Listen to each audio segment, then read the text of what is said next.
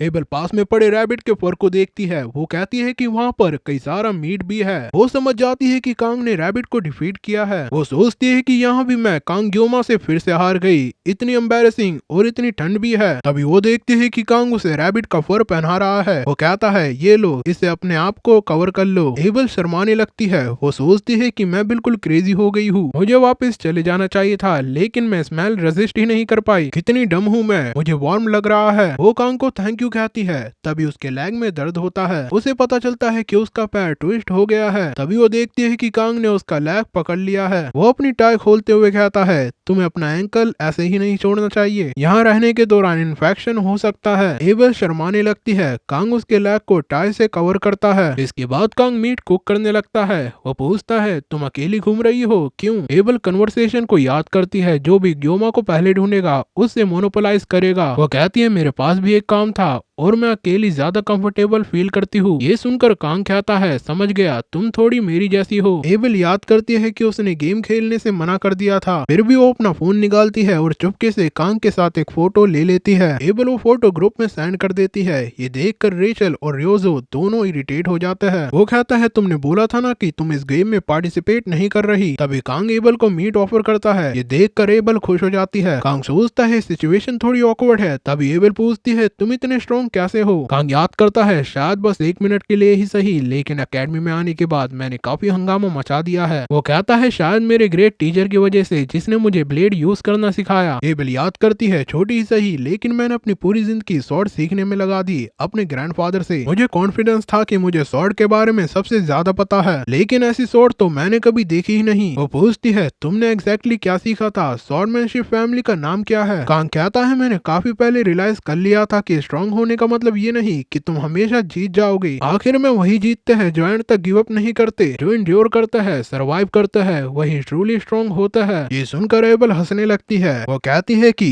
तुम एक old man की तरह साउंड कर रहे हो। सॉरी, ये इतना क्रिंज था कि मुझे हंसना ही पड़ा। तुम बिल्कुल मेरे ग्रैंडफादर जैसे लग रहे हो। मुझे याद आ गया बीच पर बात करना, शायद तब के बाद हमारा पहला रियल कन्वर्सेशन नहीं है। कांग उसे और मीट देते हुए कहता है लो ये खाओ। एबल बताती है this is nice. Next day able की आंख खुलती है। वो देखती है कि कांग वहाँ से जा चुका है। वो कल के इंसिडेंट को याद करती है कि कांग ने उसे कैसे ट्रीट किया। ये याद करके उसके आंख में आंसू आ जाते हैं। वो कहती है मैं रो क्यों रही हूँ? जब से मैं बड़ी हुई सब कुछ अकेले फेस किया, चाहे वो बड़े से बड़ा ऑब्जेक्ट हो, मैंने हमेशा ओवरकम किया। जब रोने का मन भी हुआ मैं रो नहीं पाई। मेरे पास टाइम ही नहीं था अपनी एज के हिसाब से बिहेव करने का। कांग ग्योमा तुम मेरे लिए ये सब क्यों कर रहे हो? मैं हमेशा से उन लोगों से जेलस रही हूँ जो बिना कुछ एक्सेप्ट किए काइंडनेस देते हैं। वो खुद को संभालते हुए कहती है अभी भी 2 दिन बचे हैं। अगर मैं यहाँ पर बैठ कर रोते रही तो कुछ नहीं बदलेगा। कम से कम मुझे प्रॉपरली इसका जवाब देना चाहिए। वो कांग के दिए हुए फर को पहन के आगे बढ़ने लगती है और उधर कांग भी अपनी जर्नी पर निकल गया है। वो कहता है रात थोड़ी चिली थी पर अब नहीं है। एबल अब तक उड़ गई होगी। वो सच में प्रिटी है, लेकिन लगता है मुझे पसंद नहीं करती।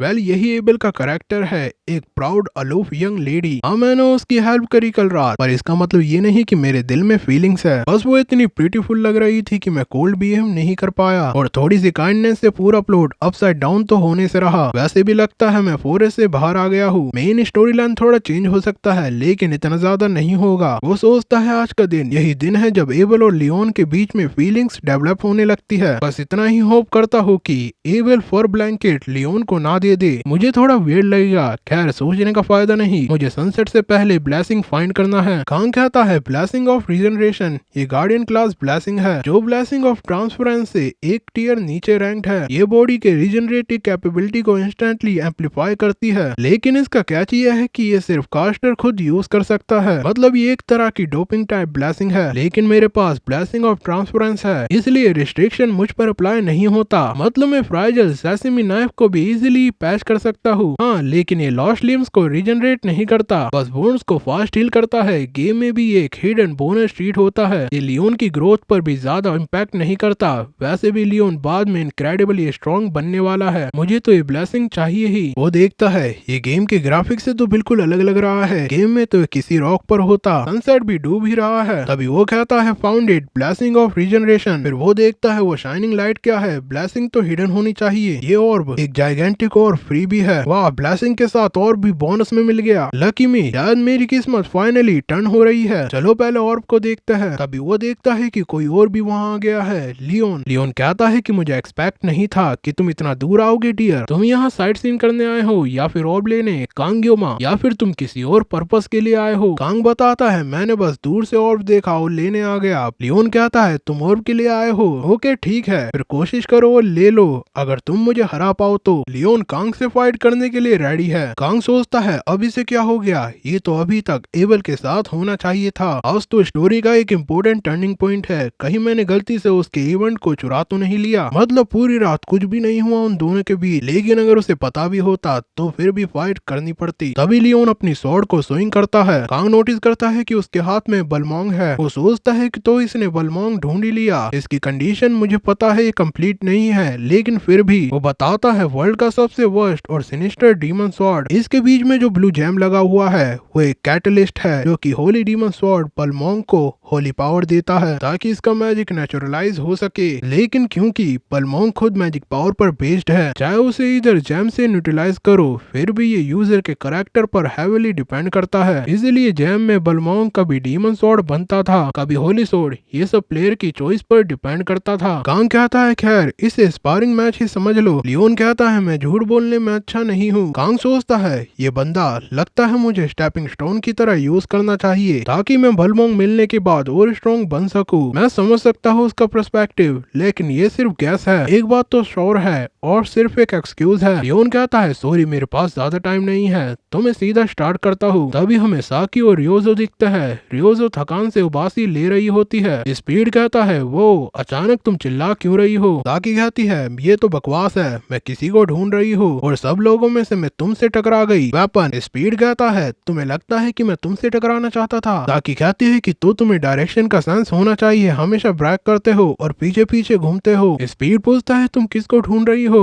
क्यों ग्योमा को सर्च कर रही हो क्या। वेट, मत कहना कि तुम्हें ग्योमा में इंटरेस्ट है। साकी कहती है ऐसा तुम्हें क्यों लगा। स्पीड बोलता है अरे ऑब्वियस है, 1 महीने पहले तक तुम आर्चरी रेंज में सिर्फ सोती रहती थी, लेकिन अब जब तुम कांग ग्योमा के साथ होती हो तुम अलग ही एक्टिव और एनर्जेटिक लगती हो। तुम्हें हमेशा कॉम्प्लिकेटेड और टीडियस चीजें पसंद नहीं थी, लेकिन अब तुम बिना बोले एक्स्ट्रा चीजें कर रही हो। थोड़ा वियर्ड लगता है ना। ये सुनकर साकी रुक जाती है। वो स्पीड को हिट करते हुए कहती है वेपन क्या इतना ऑब्वियस है। स्पीड बोलता है तुम पोजेस्ड हो क्या, या फिर माइंड कंट्रोल मैजिक के अंडर। साकी उसे और जोर से हिट करते हुए कहती है चुप हो जाओ। तभी उन्हें बहुत जोर से साउंड सुनाई देता है। स्पीड सोचता है कि अर्थक्वेक हो सकता है और साकी सोचती है ये कांग ग्योमा है। उधर कांग का ब्लेड टूट चुका था। लियोन उससे पूछता है तुम फाइट बैक क्यों नहीं कर रहे, तुम्हें पता था मैं जानबूझकर मिस करूंगा, फिर भी तुम मुझे रिस्पेक्ट ही नहीं देते।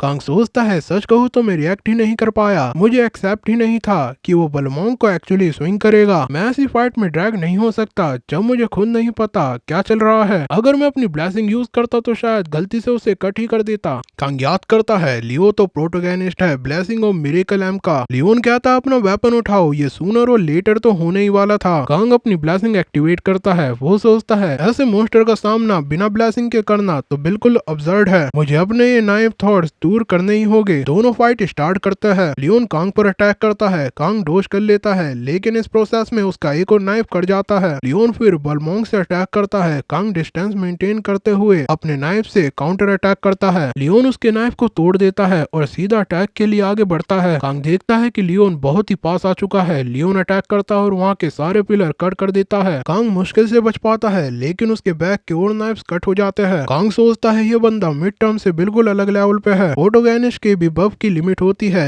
ये अकेला सोलो लेवलिंग क्यों कर रहा है। तभी लियोन एक और बड़ा अटैक करता है जिससे बहुत तबाही होती है। लियोन अपनी लिमिट पे आ चुका है। वो देखता है कि कांग उसके सामने आ रहा है। कांग पूछता है तुम इतना दूर क्यों जा रहे हो। लियोन कुछ बोलने ही वाला होता है। उसे याद आता है कि उसे वर्ल्ड को सेव करना है, लेकिन वो कुछ नहीं करता, सिर्फ हंसता है। वो फिर बलमोंग एक्टिवेट करता है और अटैक करते हुए कहता है अब तुम्हें समझ में आ जाना चाहिए। लियोन अटैक के लिए रेडी है। ये देखकर कांग भी रेडी हो जाता है। दोनों एक दूसरे पर अटैक करते हैं। कांग मन में कहता है I believe in you Leon. Leon की स्वॉर्ड टूट जाती है। लियोन अपने फादर को याद करते हुए कहता है ये मेरे लिए बहुत ही दूर है, तुम्हें ही चोजन होना चाहिए था कांग ग्योमा। फाइट एंड हो चुकी है। कांग अपना ब्लेड वापस रखता है और लियोन वहाँ से चला जाता है। कांग सोचता है ये एक अनएक्सपेक्टेड डुएल था।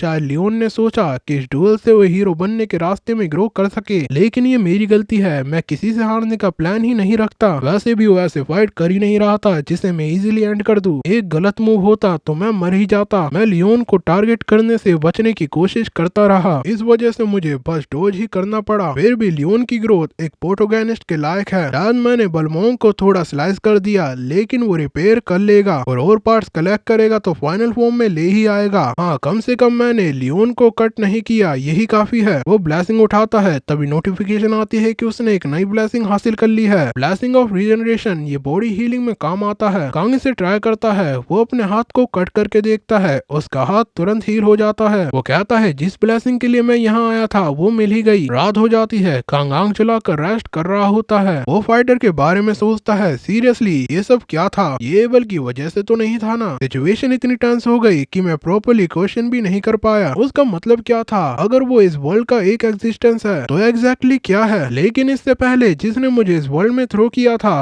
वो असली मिस्ट्री है। फिलहाल मुझे बस वही करना है जो जरूरी है। अपनी लास्ट लाइफ में भी मेरी फेयर पर्सनालिटी थी। मैंने अभी काफी कंट्रोल रखा हुआ है, लेकिन इनजस्टिस कभी इग्नोर नहीं कर पाया। रूड कस्टमर से मैंने हमेशा फाइट की, कभी बैक डाउन नहीं हुआ। ये शायद मेरा अपना वियर्ड सेंस ऑफ जस्टिस है। पहले तो मैं मेन स्टोरी में इंटरफेयर नहीं करना चाहता था, लेकिन धीरे धीरे अपनी सेफ्टी मेरी प्रायोरिटी बन गई। आज तो सिर्फ एक ब्लेसिंग के लिए जो मेन प्लॉट को चेंज नहीं करेगा, मैं लियोन से फाइट भी कर बैठा और अब तो असैसिनेशन का थ्रेट भी आ गया है। अगर मेरी लाइफ एक्चुअल डेंजर में आई तो शायद मैं इंसान को भी कट कर दूंगा, मॉन्स्टर्स नहीं ह्यूमन। वो शांत हो जाता है। वो खुद से पूछता है क्या मैं सच में ठीक हूँ? शायद मुझे थोड़ा इजी रहना सीखना चाहिए। तभी वो साकी की आवाज सुनता है, तुम बहुत बोलते हो, बस अपने जैसे रहो। लेकिन वो देखता है कि वहाँ कोई नहीं है। वो कहता है अब तो मैं हेलुसिनेट भी कर रहा हूँ। अगर योजो यहाँ होती तो एग्जैक्टली ऐसे ही नैग करती। वो सोचता है बाकी सब लोग अभी तक क्या कर रहे होंगे। सीन शिफ्ट होता है। साकी और स्पीड अलग अलग बैठे होते हैं। रेचल क्लोई को एबल का मैसेज दिखाकर इरिटेट कर रही होती है और एबल एक पॉन्ड में नहा रही होती है। कांग एक रॉक के सहारे सो जाता है। थोड़ी दूर एक असैसिनेशन ग्रुप कांग पर शुरिकेन से अटैक करता है। कांग मुश्किल से बच जाता है, लेकिन डैमेज हो जाता है। एक मेंबर कहता है वो कैप्टन, क्या वो बंदा सच में एक कैडेट है? ये इंसेन है, क्यों ना हम इसे खुद रिक्रूट कर ले। कैप्टन ली शेन कहता है चुप रहो। कांग सोचता है ये असैसिनेशन ग्रुप अंडरटेकर की लीडर है। लेटर लियोन की पहली हाफ डीमन अपोनेंट भी यही होती है। ओरिजिनली एक नोबल की बेटी थी, लेकिन फैमिली के बिट्रेयल के बाद कॉन्ट्रैक्ट किलर बन गई। टाइम के साथ इसकी हेट्रेड और बढ़ गई और विलन बनकर लियोन के हाथों डिफीट हुई। एक ट्रेजिक कैरेक्टर। कांग सोचता है फिर भी एक किलर के लिए मुझे सिंपैथी फील नहीं होती जो अपनी ह्यूमैनिटी को ही छोड़ दे। एक मेंबर पार्क बोलता है हमने तो होल्ड बैक किया था, लेकिन तुमने इतनी इजीली डॉज कर लिया। ये ब्रैड नॉर्मल नहीं है, इतनी कम उम्र में इस तरह का फेस इस सिचुएशन में। कैप्टन इसे रिक्रूट कर लेता है क्या? ली कांग से पूछती है तुम किस ऑर्गेनाइजेशन से हो? कांग सोचता है व्हाट द फक, ये हिटमैन मुझसे ऐसे पूछ रही है जैसे मैं कोई एजेंट हूँ। इन्हें नहीं दिख रहा कि मैं एक कैडेट हूँ। पारी कहता है तुम मरने वाले हो, लेकिन फिर भी गट्स है तुम में। ये तो पहली बार है कि जब कैप्टन किसी प्रे में इंटरेस्टेड हुई है। Right vice captain. एक और मेंबर कहता है कि हाँ, मूव्स देखकर लगता है कि ये कोई एवरेज नहीं है। मुझे लगा कि टॉप फ्रेशमैन सिर्फ एक गो गेटर होगा, लेकिन इसके कर्ज देखो परफेक्ट भी नहीं है। कांग कहता है तुम जैसे बास्टर्ड्स भेजे गए हैं, इसका मतलब जो भी इसके पीछे है वो कम से कम एक एल्डर है। Right crops disposal squad. ये सुनकर वो सब शॉक हो जाते हैं। बारिक चिल्लाता है तुम असल में कौन हो? हमें इन्वेस्टिगेट करने की हिम्मत कैसे हुई तुम्हें? कांग बोलता है हाँ, तुम सब तो सिर्फ बुचर्स हो जो पैसों के लिए लोगों को मारते हो। सही कहा ना? एक मेंबर कहता है यू लिटिल शिट। उसने वही बोल दिया जिससे कैप्टन को सबसे ज्यादा नफरत है। कांग उसके पास आते हुए कहता है तुम्हें अच्छा नहीं लगता कि जब एक स्कॉलरशिप कैडेट जैसा तुम्हें एक बुचर बुलाए सिर्फ इसीलिए क्योंकि तुम एक नोबल हुआ करती थी? ये सुनकर एक मेंबर कांग पर अटैक के लिए आगे बढ़ता है। तभी कांग अपनी blessing of the sword God fully activate करके उसके सर को उसके धड़ से अलग कर देता है। वो मेंबर मर जाता है। वो गैंग का वाइस मेंबर था। कांग सोचता है आखिरकार मैंने एक इंसान को कट कर ही दिया, और वो भी सब स्पेस नहीं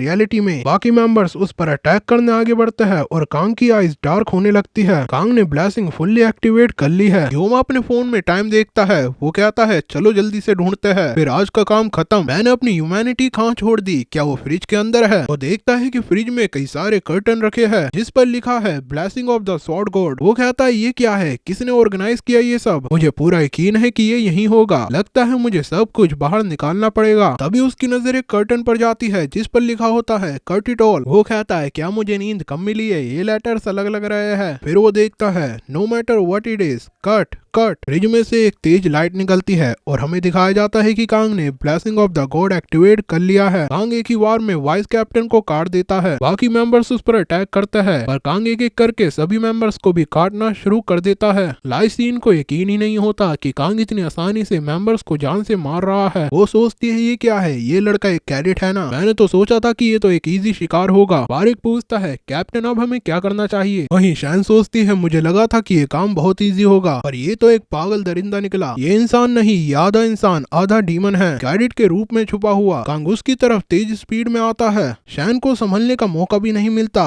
कांग उसे जमीन पर गिरा देता है। कांग का नाइफ उसकी गर्दन पर होता है। वो सोचता है 9 सेकंड बचा है। लियोन और अंडरटेकर ग्रुप की वजह से ज्यादा टाइम खराब हो गया। ये सेल्फ डिफेंस था, पर मुझे उम्मीद है कि मुझे फिर से इसे यूज करने की जरूरत ना पड़े। ये डिमोनॉइड से बिल्कुल अलग और अजीब फीलिंग है, पर मेरे सामने वाला इंसान जो मुझे मारने आया था उन्हें छोड़ने की कोई वजह नहीं थी। मुझे कोई पछतावा नहीं है। अब सिर्फ एक बची है, ली शैन। कांग ने शैन को पकड़ लिया। वो पूछता है बताओ किसने तुम्हें भेजा। वो सोचता है ये मेरा चांस है जिससे मैं जान पाऊंगा कि मेरे पीछे कौन पड़ा है। उसे डर से तोड़ना ही सबसे इफेक्टिव तरीका है कन्फेशन निकलवाने का। अगर मैंने उसका सिर्फ बिना पूरी बात सुने ही काट दिया तो मुझे पछतावा होगा। कांग कहता है तुम बेवकूफ हो या सिर्फ बहादुर, अपने सबोर्डिनेट्स का हाल देख लो। अभी मैं तुम्हें बोलने का मौका दे रहा हूँ जब तक मैं अच्छा बनने की एक्टिंग कर रहा हूँ। शीन चुप रहती है, फिर हंसते हुए कहती है अब मुझे समझ में आया कि उस इंसान ने तुम्हारी जान लेने का ऑर्डर क्यों दिया। मुझे तब समझना चाहिए था जब तुम्हारे सारे पर्सनल रिकॉर्ड्स मिटा दिए गए थे। तुम्हारे रिलेटिव्स और तुम्हारे पेरेंट्स भी सब गायब। वो बूढ़ा पागल ह्यूमन इतना बड़ा काम करवा रहा था, एक विलन जो कैडेट के रूप में छुपा हुआ है। कांग सोचता है ये क्या कह रही है, मेरे सारे फैमिली रिकॉर्ड्स मिटा दिए गए। मेरे पेरेंट्स, रुको, उनका चेहरा कैसा था। वो पूछता है तुमने क्या कहा, मेरे सारे रिलेटिव्स और पेरेंट्स मिटा दिए गए। मुझे तो बस तुमसे उस आदमी का नाम सुनना था जिसने तुम्हें भेजा और फिर तुम्हें शांति से छोड़ देता, पर अब मुझे कुछ और भी पूछना है। और याद रखना ये नेगोशिएशन नहीं है, ये धमकी है। अगर तुम्हारा हाथ कटेगा तो तुम बोलने लायक तो रहोगी ना। कांग उस पर अटैक करने ही वाला होता है, पर तब एक भयानक ओरा रिलीज होता है। वो सोचता है ये प्रेजेंस क्या है, मैजिक पावर, क्या कॉर्प्स का ब्लड है। उन कॉर्प्स का ब्लड हवा में उड़कर शैन की ओर बढ़ने लगता है। शैन कहती है पीछे हट जाओ और वो ब्लड उसके शरीर में घुस जाता है। कांग देखता है कि शैन ट्रांसफॉर्म हो रही है। दूसरी तरफ वाइस हेडमास्टर सेक फिशिंग कर रहा होता है। वो कहता है मैनेजमेंट के पर्पस के लिए बुरा नहीं है, पर अब तक एक भी मछली नहीं मिली। अपने हाई प्राइस के हिसाब से ज्यादा काम नहीं लग रहा हो। फाइनली वो देखता है कि कई सारी फिश एक साथ रिवर से बाहर आ रही है। वो समझ जाता है इतनी बड़ी मैजिक पावर, क्या एक कमांडर है। इधर शेन पूरी तरह से बदलने लगती है क्योंकि उसके अंदर डीमन समन हो रहा होता है। वो चिल्लाती है मैं सब बता दूंगी, कृपया मुझे बचाओ, मैं सब सच सच बता दूंगी, मुझे मरना नहीं है। वहाँ बहुत तेज रोशनी चमकती है और एक डीमन समन होता है। इंस्ट्रक्टर किम जो असल में एक डीमन है वो भी समझ जाती है कि क्या हो रहा है। कांग देखता है कि शिन ने खुद को आजाद कर लिया है। डीमन कहती है हाँ यही है, 700 साल बाद मैं वापस ह्यूमन वर्ल्ड में आई हूँ। कांग कहता है क्या 700 साल, इतनी मैजिक पावर जो उस समय वाली मरमेड को एक छोटी मछली बना देती है। और वहाँ पर समन होती है डीमन किंग की आर्मी की 5th लीजन कमांडर सक्यूबस अगोर। वो आंख की बनी हुई है जिससे आसपास की बर्ड्स भी मर गई है। वो कहती है इंसान एक दूसरे को ग्रीट करते हुए ऐसे नहीं करते। 700 साल हो गए जब से मैं डीमन रैम से बाहर आई हूँ, तो मुझे ह्यूमन कस्टम के बारे में ज्यादा पता नहीं। मैं अगोर हूँ, डीमन किंग आर्मी की 5th legion commander. Nice to meet you. वहीं कांग सोचता है मुझे अपनी मेमोरीज को वापस ढूंढना होगा। मेरा सबसे बड़ा एडवांटेज जो मुझे इस वर्ल्ड में सरवाइव करने में मदद करता है वो मेरी मेमोरीज है जो मैंने ब्लेसिंग ऑफ द मिरेकल खेलते हुए सीखी थी। वो याद करता है कि अगोर है, ऑल्दो उसकी फिजिकल स्ट्रेंथ कमांडर में आउटस्टैंडिंग नहीं है, पर मेंटल मैजिक में वो एक्सेल करती है। मुझे अभी भी बेसिक डिटेल्स याद है जो मैंने अगोर के बारे में विकी पर पढ़ी थी, पर मुझे बिल्कुल समझ नहीं आ रहा कि अगोर 700 साल बाद ह्यूमन वर्ल्ड में क्यों आई। और भी अजीब बात, वो ली शैन के थ्रू पोजेशन क्यों यूज कर रही है। अगोर अपने आसपास लाशों को देखते हुए कहती है क्या ये सब तुमने किया है। वो क्वाइट इम्प्रेसिव, नो वंडर तुम एक ऑर्डिनरी ह्यूमन नहीं लग रहे। और ये बात कि तुम अभी भी सेन हो, जब तुमने मुझे देखा अभी तुम सिर्फ एक वैसल हो, पर फ्यूचर में तुम अच्छा परफॉर्म करोगे। क्या कहते हो, तुम मेरे साथ एक कॉन्ट्रैक्ट बना लो, मैं तुम्हें एक स्पेशल चांस दे रही हूँ, तुम मेरे स्लेव बन सको। आखिर में तुम ह्यूमंस हमेशा नोबल एक्ट करते हो पर एक दूसरे को जज करते हो। तुम अपने इंटरेस्ट के पीछे भागते हो, दूसरे को मारते हो, दर्द पैदा करते हो। तो क्या ये बेहतर नहीं होगा अगर तुम मेरे साथ एक ड्रीम ऑफ ग्लोरी का सपना देखते। वो अपने मैजिक से कांग को मनाने लगती है। कांग सोचता है हाँ, इस बारे में सोचना अगोर सही है। ऑनेस्टली अगर मुझे सरवाइव करना है तो अगोर का ऑफर एक्सेप्ट करना सही होगा, और अगर मैं डीमन किंग की आर्मी की साइड में हो जाता हूँ तो मेरा अल्टीमेट गोल सर्वाइवर और भी इजी हो जाएगा। और कांग उसके मैजिक को तोड़ के बाहर आता है। अगोर को यकीन नहीं होता। वो कहती है ये तुमने कैसे ब्रेक किया? ये हाई लेवल मैजिक था, तुम जानते हो क्या ये सब इस पैथेटिक वेसल की वजह से हुआ? मैंने कॉन्ट्रैक्ट सिर्फ तुम्हारी विनिंग की वजह से किया था। वो हमेशा ऐसे ही करता है। अगर मेरा होस्ट ऐसा है तो मैं क्या करूंगी? कांग हंसने लगता है। अगोर पूछती है तुम क्यों हंस रहे हो? कांग कहता है हाँ, मैंने तुम्हारी नॉनसेंसिकल बार्किंग को फनी पाया। वो अपना ब्लेड निकालते हुए कहता है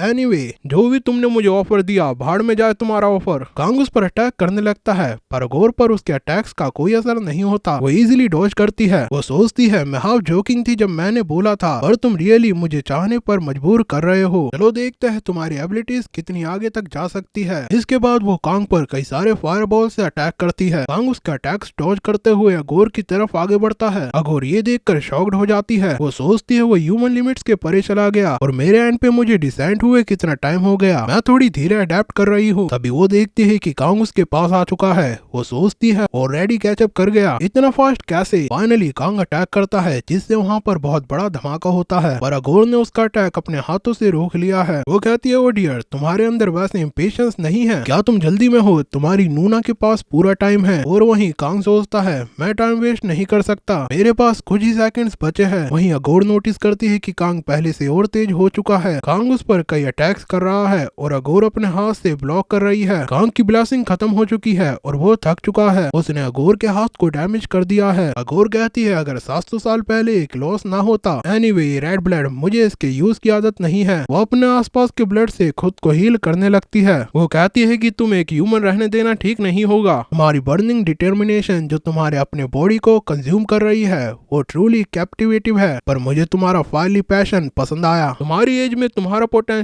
शायद उस दूसरे लड़के से ज्यादा हो जिसे वेसल के रूप में प्रोफेसाइज किया गया। अब मैं ऑलमोस्ट फुल्ली एडजस्ट हो गई हूँ इस बॉडी में। बॉय, मैं देखना चाहती हूँ कि क्या तुम वो बन सकते हो जो हमारी विश फुलफिल करे। तो मैं तुम्हें एक लास्ट टेस्ट दूंगी, अगर तुम इसे विद स्टैंड कर सको तो तुम पास हो। अगोर बहुत बड़ा फायरबॉल प्रिपेयर करते हुए कहती है तुम्हें कम से कम इसे एंड्योर करना होगा बॉय। वो फायरबॉल पर कांग से अटैक करती है। कांग थक चुका है। फायरबॉल उसे हिट करने ही वाला होता है, तभी से एक बीच में आकर अटैक को ब्लॉक कर देता है। वो कहता है खुद को संभालो कांग ग्योमा। वहीं अगोर पूछती है तुम कौन हो ओल्ड मैन, तुम यहाँ क्या कर रहे हो? सेक कहता है मैं इसे प्रोटेक्ट करने आया हूँ। अगोर सेक पर अटैक करते हुए कहती है अगर यही बात है तो लो इसे प्रोटेक्ट करो। वहीं कांग होश में आता है और खुद से पूछता है कहीं मैं मर तो नहीं गया। उसकी आंख खुलती है। वो देखता है कि सेक का एक हाथ कट चुका है और सेक अब भी उसे प्रोटेक्ट कर रहा है। सेक कांग से पूछता है तुम्हें होश आया? थोड़ा रेस्ट करो जब तक तुम्हारी बॉडी रिकवर करे। जितने में मैं देख रहा हूँ सिचुएशन काफी खराब है। कांग कहता है पर आपका आर्म? गॉड एम्परर कहता है सब ठीक है, गॉड को पकड़ने के लिए 2 हाथ की जरूरत नहीं होती, एक हाथ ही काफी है। मेरी टेंशन मत लो और अपने आप पर फोकस करो और खुद को संभालो। वहीं अगोर पूछती है क्या तुम्हें स्ट्रेंज नहीं लगता तुम मेरे मैजिक हेड ऑन कैसे फेस कर रहे हो? तुम तो सिर्फ एक ऑर्डिनरी ह्यूमन हो। वहीं सॉर्ड एम्परर सोचता है एक डीमन को लीजन कमांडर रैंक को अपीयर होने के लिए उन्हें फ्लैश ऑफर करना पड़ता है, बैरियर लूज करना पड़ता है डीमन रैल्म और ह्यूमन रैल्म के बीच, और एक ह्यूमन बॉडी पोजेस करनी पड़ती है कैथलिस्ट के रूप में। बैकलैश की वजह से डीमन फुल स्ट्रेंथ नहीं निकाल सकते किसी बॉडी पोजेस करते वक्त, पर इसका मतलब ये नहीं कि वो अनस्टॉपेबल डिजास्टर नहीं है। अगोर कहती है इरिटेटिंग है, लगता है कि ये बॉडी और मैं मैच नहीं हो रहे। मैं लाइवली ब्रेड से स्ट्रगल समझ सकती हूँ, पर तुम जैसे डाइंग ओल्ड मैन के अगेंस्ट। ओल्ड मैन मुझे नहीं पता कि तुमने क्या ट्रिक्स यूज की, पर इस बार सिर्फ आर्म लूज होने से काम नहीं चलेगा। अगोर सेक पर अटैक करती है। सेक भी रेडी अटैक के लिए। नेक्स्ट मूव में सेगा अगोर का हाथ काट देता है। अगोर दर्द से चिल्लाने लगती है, उसका हाथ कट चुका है। सेक पूछता है तुम डर तो नहीं गई? ये सुनकर अगोर इरिटेट हो जाती है। वो अपना अटैक प्रिपेयर करती है। वहीं सेक भी रेडी होते हुए कहता है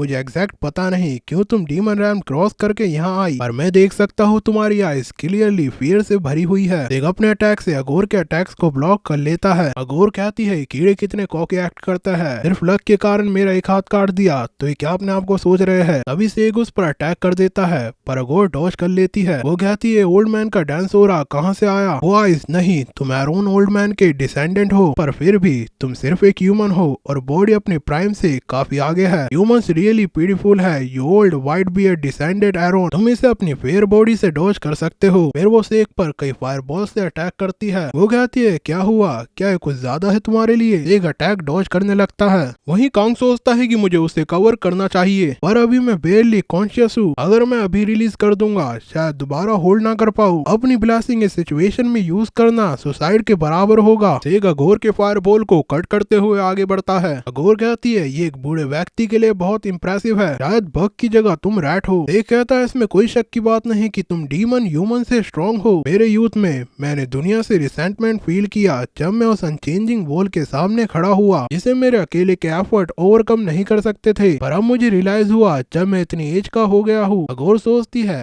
हालांकि एक्सपीरियंस इग्नोर नहीं किया जा सकता। वो हमला करने के बहुत पास आ गया है, कुछ वीकनेस होनी चाहिए। उसका लेफ्ट साइड जहां आर्म मिसिंग है वाइड ओपन है। वो अटैक के लिए रेडी होती है। एक कहता है अघोर तुम्हें मैं याद दिलाता हूँ ह्यूमन होपलेस सिचुएशन में भी डेवलप और इवॉल्व कर सकते हैं। ये तुम डीमंस को सबसे ज्यादा डराता है और यही रीजन है कि तुम ह्यूमन वर्ल्ड में इन्वेड करने की कोशिश करते हो। सेग अघोर पर अटैक करने वाला होता है पर अघोर समझ जाती है और डिस्टेंस मेंटेन करते हुए सेग के स्टमक पर हाथ रखकर गड्ढा कर देती है और उसके ब्लड से हाथ रीजनरेट कर लेती है। सेग के स्टमक में गड्ढा हो जाता है, उसके मुंह से खून निकल रहा है, उसके मरने की हालत हो जाती है। अघोर उसके सिर पर पैर रखते हुए कहती है ओल्ड मैन यही आखिरी समय है, अगर कुछ कहना है तो कहो। ऑनेस्टली 700 साल पहले हो या अब, तुम लोग हमेशा इतने क्लेशे हो, स्टिल एक सेंचुरी भी नहीं जीने वाले। मरने से पहले कुछ कहना चाहोगे। ये देखकर कांग सेक को आवाज लगाता है। तभी अघोर का ध्यान कांग पर जाता है। वो कहती है सॉरी कांग ग्योमा, नूना थोड़ी देर के लिए भूल गई, मुझे तुम्हें पहले ही बता देना चाहिए उस रिजल्ट का टेस्ट क्या था। सेक चिल्लाता है कांग ग्योमा तुम यहाँ से भाग जाओ। अघोर कहती है तुम पास हो। अपने मैजिक का यूज करती है। वो बताती है तुम्हें बॉडी सर्व करनी होगी हमारे डीमन किंग को, मुझे ज्यादा रेजिस्ट मत करना, हेल में मिलेगी। सेक कहता है उसे जाने दो, वो सिर्फ एक कैडेट है। अघोर अपनी टंग पर मैजिक सर्कल समन करते हुए कहती है क्या तुम अब इसे सेव करने की कोशिश कर रहे हो, पर तुम जानते हो मुझे तुम जैसे लोगों के साथ हैंग आउट करना पसंद नहीं। ओके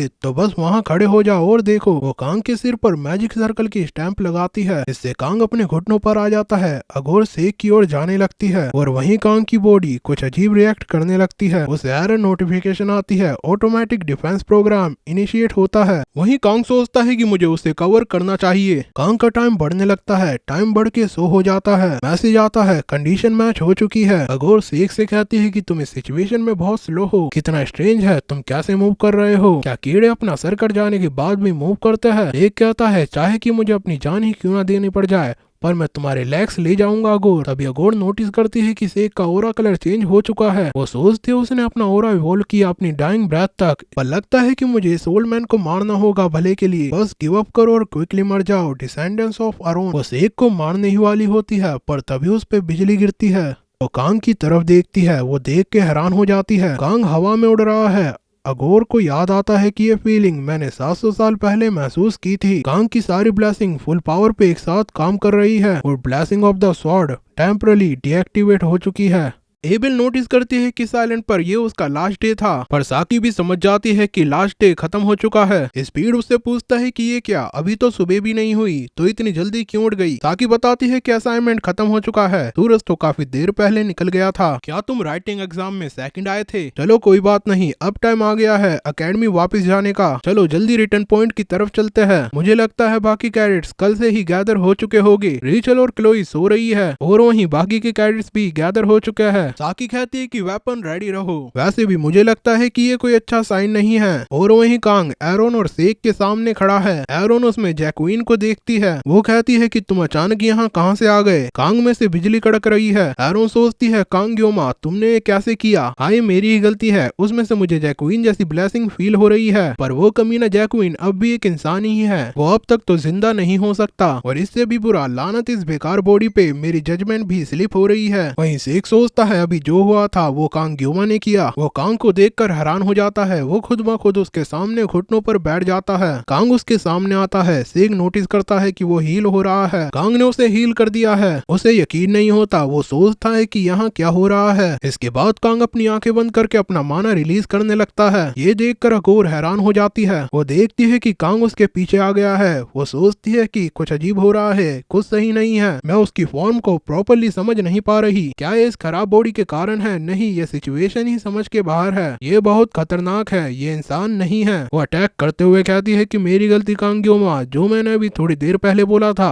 अब उसे वापस लेने का कोई चांस नहीं है। तुम्हारी बॉडी शायद एक परफेक्ट वेसल बन जाती है उसके लिए, अगर मैंने तुम्हें यहीं अपने रास्ते से नहीं हटाया हम डीमन फॉल के रास्तों में रुकावट बनोगे। अगोर जमीन में से लावा निकालते हुए अपना अटैक प्रिपेयर करती है। उसने एक बहुत बड़ा फायरबॉल समन कर लिया है। सेग ये देखकर हैरान है और वहीं कांग खामोश खड़ा है। अगोर अटैक करते हुए कहती है मैं इसे एक छोटी सी मजेदार फाइट समझ लूंगी, चलो नर्क में मिलता है कांग ग्योमा। अगोर उस फायरबॉल से कांग पर अटैक करती है। सेग हैरान है, वो कांग की तरफ देखता है। ब्लेसिंग ऑफ सॉर्ड गॉड को छोड़कर कांग की 3 ब्लेसिंग एक्टिवेट हो जाती है। वो अटैक के लिए रेडी हो जाता है। कांग अटैक करता है और फायरबॉल को 1000 टुकड़ों में तोड़ देता है। अगोर को यकीन नहीं होता कि उसका अटैक कट गया है और सिर्फ अटैक ही नहीं वो खुद भी कट गई है। उसके 2 टुकड़े हो जाते हैं, वो जमीन पर गिर जाती है। तभी बाकी कैडेट्स आसमान में कुछ नोटिस करते हैं। रेचल, क्लोई, एबेल, स्पीडवैगन और साकी सब देखते हैं कि स्काई ओपन हो गया है। ये कांग के अटैक के कारण हुआ है। वहीं अगोर सोचती है कि मैं रिजनरेट नहीं कर पा रही, लगता है जैसे मेरे माना का सोर्स ही कट हो गया है, अगर ऐसे ही रहा तो मैं जल्दी मर जाऊंगी। वो देखती है कि कांग वहीं बेहोश होकर गिर गया है। वो कांग पर लास्ट अटैक करते हुए सोचती है कि मैं इतनी पैथेटिक तरीके से नहीं मर सकती। कांग ग्योमा डीमन फॉल के लिए एक कैलमिटी बनेगा, ये मेरे पास सिर्फ एक मौका है, चाहे मैं मर भी जाऊं मुझे करना है। तभी सेग उसके पीछे से उसके मुंह में अपनी स्वॉर्ड घुसेड़ देता है। वो कहता है दुश्मन को अपनी पीठ दिखाना, तुम बिल्कुल 6 लीजन कमांडर बैसमोन की तरह हो, लेकिन तुम बैसमोर से टफ जरूर हो, वापस नर्क में जाओ तुम डीमन। सेग उसे डिफीट कर देता है। वो कहता है मेरा नाम अरोन का डिसेंडेंट नहीं है, मेरा नाम है सेगफ्रीड नॉन निबेलोंग। वो कांग को चेक करता है, वो बताता है उसकी ब्रीथिंग स्टडी है, कुछ ब्लड वेसल ब्लॉक है पर कोई फेटल वुंड नहीं है, उसकी लाइफ अभी इमीडिएट डेंजर में नहीं है। कांग ग्योमा आखिर तुम कौन हो? As a swordsman out of respect मैंने वैसे बिहेव किया। बहुत पहले प्राचीन समय से इंसान हमेशा मानता था कि क्रिएशन के अंदर एक इनकम्प्रेहेंसिबल विल रहती है। तूफान और बाढ़, एकदम क्लियर स्काई में बिजली गिरना, रात के समय में कॉमेट्स गिरना, सुपर ह्यूमन या सुपर नेचुरल फोर्सेस हमेशा इंसान के लिए एक डर का कारण रही है। पर आयरनी यही है, लोग उन्हीं ट्रांसेंडेंटल पावर को वर्शिप करते थे ब्लेसिंग और प्रोटेक्शन पाने के लिए, और इसी वजह से लोग उन्हें बुलाते थे क्लैमिटीज और या फिर गॉड। एक उसमें गॉड को देखता है। तब स्पेस ओपन होता है। साकी और स्पीड देखते हैं कि कांग को स्ट्रेचर पर ले जाया जा रहा है और उसके संग स्वॉर्ड एम्परर सेग भी है। तभी उसकी नजर क्लोई की ओर जाती है जो कि कांग की तरफ जाने की कोशिश करती है। इंस्ट्रक्टर कीम उसे आगे जाने से रोक रही है। तब वो एबल को देखती है, वो अपने ग्रैंडपा को ऐसी हालत में देखकर रो रही है। साकी उसे सहारा देती है। कुछ दिनों बाद वो न्यूज पढ़ती है कि जब तक ह्यूमैनिटी डीमंस के साथ सीज फायर में है, हमें एक बड़ी पावर की लॉस सहनी पड़ रही है। स्वॉर्ड एम्परर के रिसेंट इंसिडेंट की वजह से पूरे वर्ल्ड को ये कंसर्न है कि क्या 7 स्टार हीरो में से एक और वैकेंसी खुलने वाली है, जो अभी सिर्फ 4 बचे हैं। वो सोचती है कि मैं एक्सपेक्ट कर रही थी, पर ऑब्वियस है कि ग्योमा के बारे में कोई न्यूज नहीं है, शायद अब तक वो जाग गया हो। वो नोटिस करती है कि थोड़ी दूर कुछ स्टूडेंट उस इंसिडेंट और कांग ग्योमा के बारे में बात कर रहे हैं। वो कहता है कि कहीं ऐसा तो नहीं कि कांग मर गया हो। ये सुनकर साकी इरिटेट हो जाती है। वो उन स्टूडेंट्स को आवाज लगाती है। वो स्टूडेंट साकी को देखकर खुश हो जाते हैं। साकी कहती है क्यों ना तुम लोग दूर जाकर ये बातें करो। बात यह है कि कल रात मुझे सही से नींद भी नहीं आई और तुम्हारी बकवास मुझे और डिस्टर्ब कर रही है। ये सुनकर वो स्टूडेंट्स हंसते मुस्कुराते हुए वहाँ से चले जाते हैं। वहीं साकी सोचती है कांग मरने वाला नहीं है। तभी उसकी नजर क्लोई पर पड़ती है जो उस दिन से लगातार रो रही है। साकी सोचती है कि हाँ मैंने बोला था कि वो कभी नहीं मरेगा, पर मुझे भी मानना पड़ेगा, मैं भी वरीड हूँ। 1 हफ्ते से ज्यादा हो गया, हमने उसे देखा भी नहीं। वो याद करती है कि उन्हें कांग से मिलने नहीं दिया जा रहा, उन्हें बस ये बताया गया कि मिलना मना है, किसी को भी अंदर जाने की परमिशन नहीं है, डायरेक्टर का डायरेक्ट ऑर्डर है। क्लोई कांग से मिलने की जिद करती है पर उसे मना कर दिया जाता है। वहीं साकी सोचती है कि अगर ये स्पेशल डायरेक्टर ऑर्डर है तो इसका मतलब स्वॉर्ड एम्परर से रिलेटेड होगा। एवेलोन आइलैंड एक बोलिंग सी ऑफ लावा बन गया था और वो एरी माना हमने कई बार फील किया, और ह्यूमैनिटी का सबसे स्ट्रॉन्गेस्ट वॉरियर अपना लेफ्ट आर्म भी खो चुका है। तो लॉजिकल डिडक्शन यह है कि हो सकता है कि कोई डीमन या डीमनोइड इन्वेड कर गया हो और स्वॉर्ड एम्परर ने उसे रोका। बस यही सोच सकती हूँ मैंने फॉर्म्स पर बार बार सर्च किया पर कुछ भी नहीं मिला, और ऊपर से डायरेक्टर मेडी ने बोला था कि अपडेट्स पर्सनली वही रिव्यू करके अनाउंस करेगी। तो सब कॉन्टैक्ट आउटसाइड वर्ल्ड से कट ऑफ कर दिए गए हैं। इवन मीडिया भी कोई इन्फो नहीं निकाल पाई। वो कांग को मैसेज करने वाली होती है पर अपने आप को रोक लेती है।